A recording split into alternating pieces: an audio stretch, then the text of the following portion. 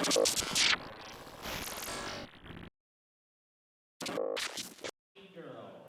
everybody. Welcome back to the EQN Sports Desk. I am Drew Stu, Clayton Edsall. How you doing? I just waved at myself. You did. You just waved at yourself right here. That's awkward, huh? It's super. Super awkward. Yeah. Kind of crazy. I thought I was better looking. Oh, man.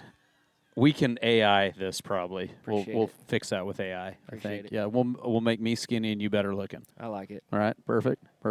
Hey, man. Good work. 227. What, 7.5? Sorry. Thank you. I know that's a big half point. Yeah. You love taking the lead and winning with a half. Yes. Yeah. Yep. Always feels good. Yeah. Yeah. Hey, you and old Talk to the Prince been kind of doing some work here lately, huh? That's pretty solid, pretty nice horse, huh? He's a really nice horse. Very nice horse. So. What else you been doing, Cowboy?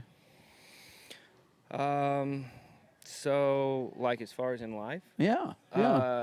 So I bought Chris Cox's old place. You did? Yeah.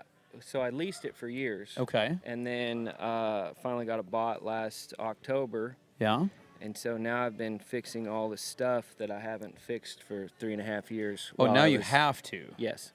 Because you were thinking Chris was going to do it when you were leasing it. Because well, it's I one of wasn't those leasing deals. it from him. I was leasing it from another guy. From the other guy when you sold it. Yeah. Yeah. So I've been doing a lot of that. Yeah. Good for you. And try and train some horses and play with my kids and do live all the that life stuff. a little bit. Huh? Yeah. That's cool. That's a cool place. I worked for Chris years ago. Okay. Out of that place. Yeah. And lived right there with Stormy Mullins, just right down the road for quite a while. And yeah, you ever want to take a walk down memory lane? Oh, have swinging and see. Yeah, we got some water lines to fix and stuff. So I mean, bring the excavator down there and come on, huh? Yeah, it'll be just fun. a shovel would be fine. Yep. Oh, that's awesome. That's awesome. How many years have you been there? I believe 5. Yeah. Yeah. Good for you. Or pretty close to it. Maybe 5 this fall. Yeah. Good for you. Yeah. That's a cool place. That whole Mineral Wells area, man, it has blown up, hasn't it, in the last decade? Shoot. Yeah, and when we bought it, so we bought a house in Weatherford, south of Peaster. Okay. So our kids go to Peaster School. Yeah. And the ranch always seemed like it was way out there, right? Sure. Well, in 2.5 years, the amount that Weatherford has changed, it's kind of refreshing to get out there. And I mean, it's still close, but Mineral Wells has really grown, and I like that town. It's a pretty cool town. You know, we used to actually go to the church in Peaster, which is conveniently named the church in Peaster. Yeah. Yeah, not to be confused with any other church in Peaster, Texas. Exactly. Yeah. Now that's a very, very cool area. Are they fixing up the hotel in Mineral Wells? Are they trying to actually do it finally? Yeah, they had a grand opening. They did? Yeah, I didn't know about it, but maybe a month ago. And really? The pictures looked really cool. So I haven't been in it, but yeah. I always wanted to sneak in it back in the day. That is a cool old building. It's wild. Yeah. The story on it is wild. It is wild. Yeah. Ton of money. Yes. A ton of money. People don't know. That Mineral Wells used to be like kind of the deal outside of Fort Worth. The place. Yeah. Well, now that you're there, it's the place again. Yeah. I like that. That's right. I like that. Well, cool. So you guys getting back to the deal here. Here we are at the NRCHA Hackamore Classic. Yes, sir. Up here in beautiful Tulsa, Oklahoma. Yeah. Have you ever heard the expression "hotter than young love"? We live it here. Little warm out there. Little sultry out there. You know what was nice is that rainstorm really brought some extra humidity in because this dry heat, this dry heat's hard on us. The Tulsa dry heat will get you every time. Yeah. Oh boy. Look, man. I'm a northerner. I still can't get over this deal. We just live 2 hours, 20 minutes east of here. Yeah. And goodness. Yeah. I was telling you, we were out there building fence, and, you can't get the White Claws down fast enough to stay hydrated. Yeah. It's tough. It's pretty tough. It's tough. Man, no, it has been very, very warm. And they said, but I got to tell you this, up in Montana right now, I was just looking at 115. Now, that is a dry heat up there. Sure. But for Montana, they're dying up there, 115, 113, so. Well, I'm from Montana, and there's there's quite a few of those houses that didn't even have an air Air conditioner. You conditioner. know, like Mm-hmm. you open your windows at night, you close them Yep. in the morning, Yeah. and it gets a little warm. But That's yeah, my wife and I were talking about it. Those we were looking at like Forsyth and Miles City. Yeah. When they're up around 113, 150. My grandparents, we never had AC. yeah, You're out in the hayfield all day anyway. So at Yeah. night you just open the windows and it cools right back off. You're fine. There's a lot of hot people up in Big Sky country right now. That's for sure. I bet. But I think I would take that in the cool nights over this 95 and 90% humidity. I Yeah. think. Yeah. Yeah. It's tough. Chances are. And we've had a great year really down there. Yeah. So Yeah. been pretty good. Where at Montana did you grow up? I went to school in Sheridan and Twin Bridges, but I Mhm. spent a lot of time in Dillon. Did you? Yeah, Yeah. worked for Harrington's and Hershey's and Selkirk Ranch, and so Yeah. yeah, That's cool out there in the big hole, isn't it? yeah, That is some Yes. big country that people don't know about. That, we just got a bunch of pictures on the wall when they used to buck rake all that hay and everything. I mean, it was cool. It was So cool. my grandparents' place is in Avon. Oh, it is? Yeah, and so they used to put up loose hay too. Yeah. Yeah, That's awesome. so Yeah, land of 10,000 haystacks. yep, We, the Rasmussen family, they're still right there. When you go through Wisdom and the road tees, there's a little house and a barn right there on the what would be like kitty corners. You're like going up to Lost Trail Pass. Or still got a house right there, and that was where we'd have all of our family reunions and everything right there in Wisdom. yeah, And Yeah, Dad's it's side a of the neat town. family, they kind of homesteaded all that up in the mountains and everything way back in the day. So I remember I'd be about 16, 17, somewhere around there, and I went to help Fred and Lynn, and Fred's a worker, Oh, right? man. Which yeah, so I was starting the colts, and it was about October, but we'd have breakfast at 5:30 in the morning, and it was cold. God, it was cold, Cold.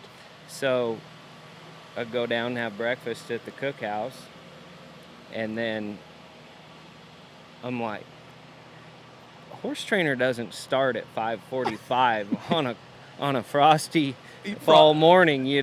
Like, I don't know what the hell to do. I mean, try to let it warm up a little bit, but anyway, yeah, that was ages ago, but I like that town. That's Fred and Lynn and them. That's my dad grew up with all of them, and like kind Okay. of best pals. We used to get all of our rope and steers from them. We'd come Sure. up over and get a load of rope and steers from them, and because I grew up in Hamilton and Corvallis, just right over the Yeah. hill. So, yeah, that people don't realize. Like we talk about the big Texas ranches and stuff. That big hole, that's big country. A lot of cattle. A lot of cattle. I didn't Yeah. know that you and I had that little deal right there. Yeah, I guess I didn't really either. Yeah, that's pretty So, dang cool. That I still have a Montana phone number. I still have the first phone number I ever got. really It's a Dillon number. got you a Dillon number, huh? Yeah. I got my first and only MIP at the Metland. Oh yeah. So, there's Yeah. that. When I was 19 in college. I came close a couple of times, but I knew some of the guys around there, and they just took me and sat me in the waiting room there at the police station until I didn't blow. So, I don't know if I should tell this story on camera, but because I feel like you'll really appreciate it, Yeah. I'm going to tell this story. Yeah. So, there used to be an 8-header in Butte Okay. called the Butte 8-header. And we would rope like 4 on Saturday, 4 on Sunday. Okay. So we run our 4, and this is a true story. When I was team roping, I wouldn't drink. Like, that was the deal. I'm there to win. So, Yeah. but we're in Butte, but all my buddies were going to school in Dillon. I was going to school in Missoula. So I'm like, well, I'm going to drive over tonight, hang out, drive back to Butte in the morning, and rope the next 4. So I go, and I'm 19 at the time, I think. And we're at the Metland, and we're just hanging out with some friends. I'm not drinking, and a friend of mine, this is no kidding, hands me a drink and goes to the restroom. Cops walk in. Oh. And I hadn't had a sip. I wasn't worried about it. And they went around IDing everybody. Yeah. And so he comes up and asks me if I've been drinking. I said, no, I'm just holding this for a friend of mine that went to the restroom, which was at this point actually true. Yeah. And They'd probably never heard that before. yeah, though. had never heard that one before. So he's like, well, what's your name? And I said, well, my name's RJ Patterson, which is my team roping partner's name, but he was 21 and I had his fake ID. And he's like, really? Your name's RJ Patterson? And I'm like, yes, sir, it is. He's like, well, what's your social security number? Because remember, our IDs our driver's license number was our social security number. Yeah. So I rattle off RJ's social security number, which I could do right now, but I won't do that on camera. Wow, that's pretty good. And him and my mom's birthday are the same, so that was always easy. You know, I mean, just the years were a little different, but the date was the same. So I rattle off his social security number, rattle off his birthday, and this cop's like, you think you're RJ Patterson? I'm like, I am 100% RJ Patterson. And he asked me to turn around. So I'm standing in the Metlin, and I turn around. And I'm like, what'd you make me turn around for? He's like, well, I wanted to see if your name was stamped on your belt. I'm like, bro, no, my name is not stamped on my belt. So he's like, all right, Mr. Patterson, I need you to come out to the car. And he makes me blow. Yeah. And I blow a 0.00. And I blow again, and I blow a 0. And he sits me down in the car. He says, here's the deal. I'm going to give you one more chance. Are you RJ Patterson? And I'm like, yes, I'm 100% RJ Patterson. And he goes, funny thing, I lived with RJ Patterson my first year of college. He still got me. Yeah. Wrote me up. I had to call the courthouse in Dillon, but I knew Amy Robbins. Yeah. Who worked at the courthouse, and she picks up the phone. This is like my mom and dad's one of their best friends. She picks up the phone, and I'm like, Amy? And she's like, hey, Drew, I saw your name come across the deal. I'm like, please don't tell my mom and dad. She's like, oh, I know, got you covered. So that was kind of funny, but I called my buddy RJ. I'm like, hey, RJ, do you know this cop in Dillon? And he's like, oh, yeah, he was such a jerk, man. He used to live with us. We kicked him out of the house.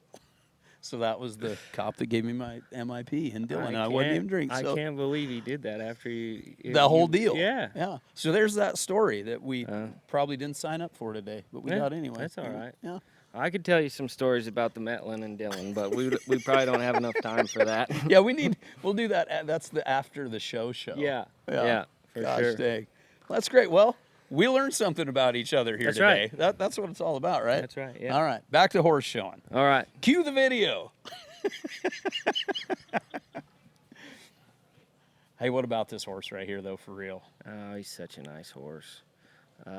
Neil and Jody Wanless, they own that mare, and so I'm real excited for them. And she's I'm not sure how old she is, but she's kind of young in her breeding career. Matt Miller trained her, and so just really excited to be part of the team. You know, I got this horse through Cooper Smith because he manages their horses, and I met him for the first time maybe 6 months ago or something. Oh, really? So I don't really know them that good, but they've just been great for me, you know. So Boy, this horse has a lot of draw, huh? He's a very, very good horse. Wow. Yeah, So he's a cutter, huh? He stops and draws so hard that I kind of on the third cow here I drop my hand because I kind of get my feet a little too far back, two-handed, and you see how he gets a little more comfortable when I can push on that horn. He can push back to me. So I'm just it's always a little nerve-wracking doing that in the cow horse because just throwing your hand down. You know, yeah. And so I'm just glad it worked, and we got the cows picked we wanted to pick. So. Man, he is cool. And you guys have had a bunch of success. I was kind of going back through and looking like, how old is that horse? He's 5. He's 5. Yep. So I mean, you guys have done some work right there. That's very, very cool. 227.5. How is he in everything else? He's always been pretty good. Pretty good. So, I mean, I ended up 7th on him at the Futurity, and my cow falls down circling.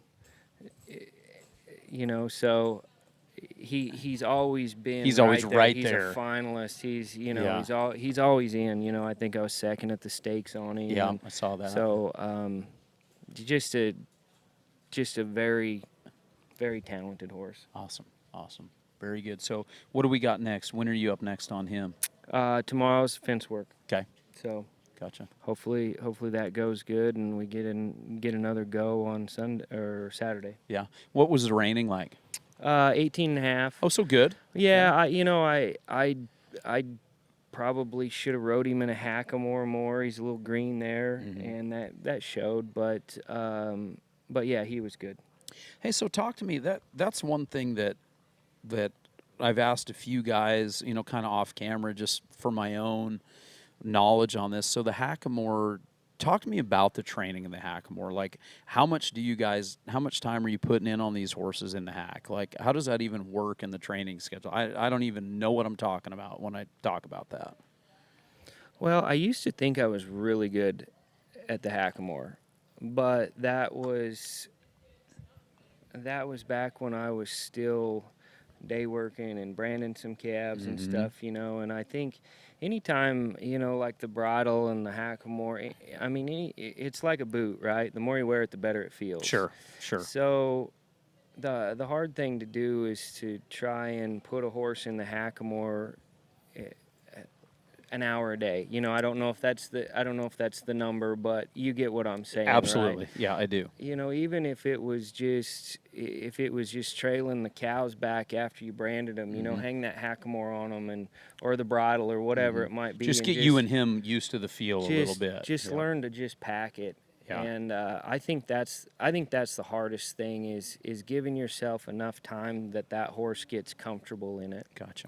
The cut, and I work them a lot in a cut and Hackamore or something like that. So, I mean, that's just connecting them to the cow. But the learning the guide from a California Hackamore is a different signal. Sure. And so it can be a little confusing at times. But I used to stay out with Russ and Janet Westfall a bunch out in California. And I mean, Russ worked, I don't know if it was all of his colts, but a majority of them in a hack. Sure. I mean, a lot of them, he'd be out there on those horses, and I remember that back in the day, and asked him about it, and he said, "Man, just because it kind of lets him be a horse a little bit." Yeah, and we do a lot of, over bridling or softening or whatever in a snaffle, and when you pull on that snaffle on a cow, you don't want them to. Yeah. You want them to do that. So I do like working them on a cow and a Hackamore quite a bit. Gotcha. Very cool. Well, thanks for that. I appreciate that. Yeah. Boy, we've learned a lot up here today. Yeah. A wealth of knowledge. Absolutely. From the Metland to the Hackamore. Absolutely. Yeah. Yeah. Never once was I in that Metland thinking, you know what? Probably going to meet that Drew Stew down there in Tulsa in about 25 years. Right? Yeah. And that is about Getting the time. interviewed. That is about the time frame right there. Yeah. Oh, man, good times. Good times. Well, I'll tell you what, pal, good luck for the rest of the week. Hopefully I see you back up here. And Yeah, that'd be great. yeah. What do you got? You got some non-pro showing? No, sir. No, I'm fortunate right now. I have a lot of open horses, and I haven't really done the non-pros for a while. So, Gotcha. Yeah. Awesome. Well, very good. We got some bridle horses and some Run for the Million, 2 rein horses. Pietro that works for me, he's showing. He's doing and real doing good. well, isn't he? Really good, yeah. Yeah. So Awesome. super excited about that. Cool. We'll go get him, Cowboy. Thanks for coming up and hanging out with me. Thank you. Absolutely. Appreciate it. Well, folks, remember to keep tuning in at NRCHA. You can go and check all the results and scores there as well as the schedule here at our Mars Hackamore Classic here in Tulsa, Oklahoma. On behalf of this guy and all of us from Montana, I am Drew Stew. We'll catch you in a little bit, everybody.